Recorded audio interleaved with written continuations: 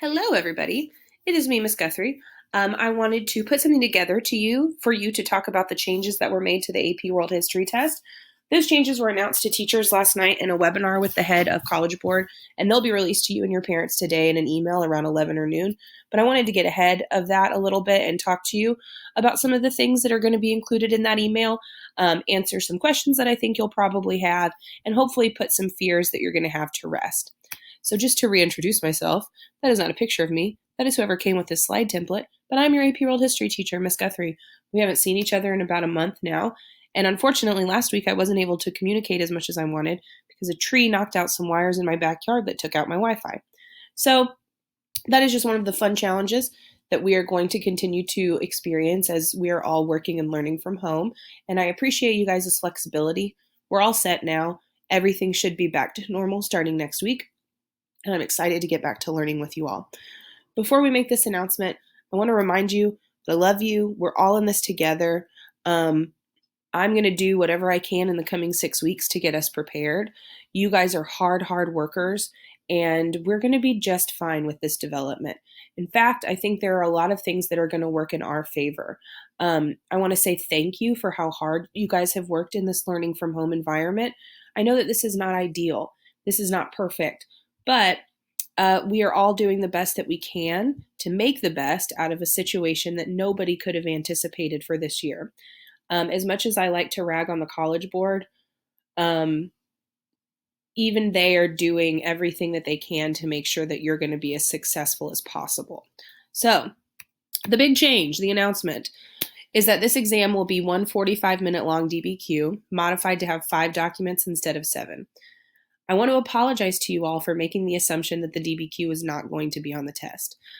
This is not what anyone expected.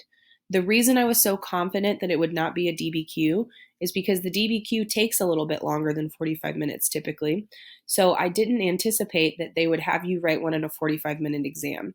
I'm in a personal learning community of about 2,000 AP World History teachers. I've talked to you guys about it before. And no one anticipated that this is where the exam would go. Also, some information that was given to teachers by the College Board a couple weeks ago pointed us towards SAQs. So I think that pretty much globally, the assumption was made about the SAQ, and we were wrong. So I want to first and foremost apologize to you guys for that. But as I've had some time to think about this, I think that the DBQ, especially with the changes the College Board have made to it, is going to be the place where you're going to be able to earn the most points since multiple choice was taken off the table.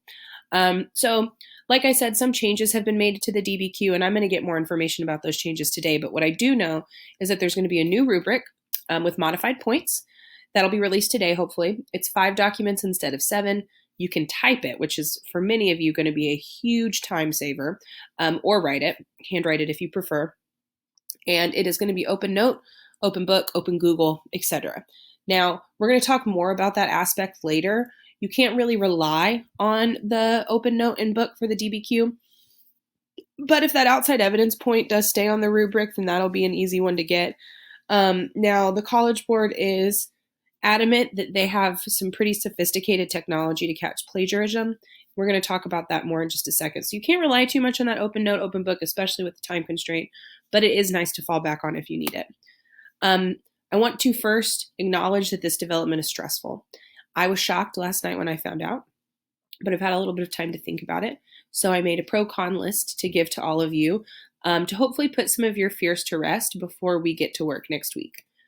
The cons are that this is not what we expected, but it's not what anyone expected. So I think that we are in the same boat as everybody else. Another con is that you probably don't feel very prepared, and we're going to address that in just a second. And the DBQ in general is just intimidating. So I understand if your first gut reaction is to freak out a little bit. That was mine. But the pros here are that this new rubric is supposed to be designed to give students points. The same percentage of students that passed last year are going to pass this year. It's not like everybody's going to fail. I think that's the most important thing to keep in the front of your mind. You know the basic layout of the DBQ. It's the same as the LEQ. And we've practiced all of the skills that you need. We know how to write a context statement. You know how to write a thesis. We know how to do the document sourcing. Now, obviously, Sure, we need a little bit more practice, but we have plenty of time ahead of us. You need the least content knowledge to write a DBQ. That means that we're going to be able to shift our focus in the coming weeks from providing you so many content resources to providing you writing resources and writing practice. I'm going to do my best to pare down the stuff that I'm giving you so it doesn't feel so overwhelming and allows you to really focus on what is most important, since that content piece is just a little less important. With the DBQ, because you have the documents, a lot more information is given to you. We're still definitely going to review content, but it's not going to be our first priority. Our test was pushed back to May 21st. I believe it's at 1 p.m., meaning that we have over 6 weeks to prepare just to write one style of essay. So, of all things considered, if we had to be in a pinch, this is going to be an easy pinch to be in because we have so much time to practice. The final thing, I kind of already touched on this, the entire world is in the same spot. A lot of teachers I've talked to, I bet I've talked to 25 or 30 teachers over the course of the last 24 hours, haven't started DBQ, or they don't start until around this time of year. A lot of teachers wait to do it last. So we are not alone. In fact, I think that we are at an advantage because we've practiced a lot of these skills that other teachers or other schools have not. And not to compare us to other places or anything like that, but just to let you know and reiterate to you that we are not alone in this situation. In fact, I think in a lot of ways we are at an advantage. So I know, just to reiterate, this is not what we expected. But if you look over these pros, I think there are a lot of things that are going to work in our favor. And I think that come May 21st, which is, 2 months away at this point, that you're going to be ready to write this DBQ. The other thing I didn't put on the pro list is just thinking long term. It would stink for you all to go into APUSH next year and not feel prepared to write this type of essay. Because you do have to write it for APUSH. So while this may not be the easiest way for the test to go, I think really it is the most well-rounded for you, and it's going to prepare you the best for the future. So some general information about the test. Like I said, May 21st is our test date. You can cancel and receive a full refund if you would like with no penalty. Teachers have had a lot of discussions about this at Grapevine High School. If your situation has drastically changed, I know some of you are now working where you weren't before, or you're taking care of siblings or anything like that. Think about all the AP courses that you're in and maybe shift your focus to 1 or 2 instead of a million. I'm not encouraging you to drop this at all. In fact, I don't want anybody to, because I think that we have so much time to prepare. It would be silly not to take this test. But I do understand if your circumstances are changed. And if this is where you decide you want to go, just email me and we will talk about it. The College Board has assured us that they've spoken to a lot of colleges and they're still going to take credit. Again, it's not like it's just us in this situation. It's everybody, so including colleges. So they're going to take credit. While the exam is open note, you can't copy from Google, work with friends, or participate in any group chats. The College Board says that they have ways to detect if you're plagiarizing, talking to friends. These ways are confidential. They're not going to share them with us, but they said they're highly sophisticated, and they were pretty deadly serious about cheating. If you're caught plagiarizing or working with a friend or cheating in any way, the College Board will invalidate not only your AP World History test, but every test you've already taken or every test you take in the future, meaning that your scores will essentially be 0. And they will send this information to every college you've set scores to. So that would be pretty devastating for your college application process. I say all that to say, just don't copy anything. Don't cheat. You know what cheating looks like. Don't do it. We'll talk more about that in the coming weeks. You can take this exam on any device. I obviously recommend a laptop, but the device that you start the exam on is the one that you have to submit it on.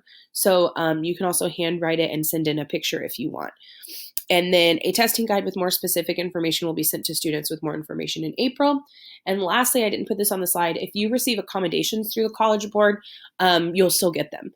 We don't know exactly what that will look like yet, but they did assure us that, that was their first priority. Such general information. I will answer more questions if you have them. I'm gonna host some WebEx sessions today. Look in Google Classroom for that information. Overall, this change is scary, but I think it's a good thing. I think it's a fine thing. We're gonna be okay. Starting on Monday, our review will focus on DBQ. I've input High School Musicals. We're all in this together. Again, I'm not gonna play it, but I think you should. And just take a deep breath. Don't stress. Talk to me if you have any questions or concerns. I'm here for you first and foremost. and we're going to work hard, but it's going to be good work in the coming weeks. So I can't wait to talk to you all soon, and I hope that you have a nice, relaxing weekend.